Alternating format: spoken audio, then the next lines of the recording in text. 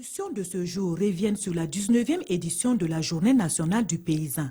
Elle s'est tenue du 28 au 30 avril sous le signe de la lutte contre le chômage, écrit Le Pays.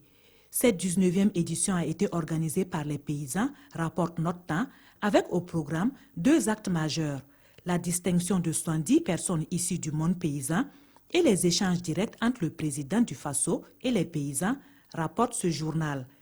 Des échanges au cours desquels les producteurs ont saisi cette perche tendue par le président pour lui décliner les difficultés qu'ils rencontrent au quotidien, informe Citoya, qui précise que ces contraintes sont essentiellement liées à l'enclavement de certaines zones, à la délivrance de titres fonciers ruraux et à l'absence de financement.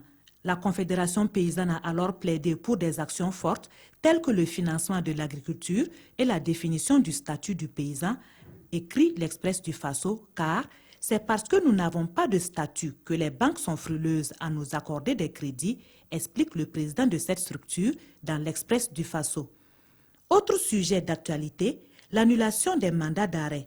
Le Soir qualifie cette annulation de sabotage de roc, mais, précise le procureur général dans l'Observateur Palga, l'annulation des mandats ne veut pas dire que c'est fini.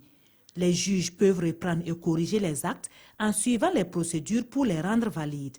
Ce sont des lacunes qui peuvent être reprises, même dès demain, si les juges le veulent, explique le procureur général. Le président Roch-Marc Christian Kaboré, interrogé sur la question dans Aujourd'hui au Faso, invite à la sérénité. Pour lui, il n'y a pas de raison à avoir peur, car les choses vont rentrer dans l'ordre.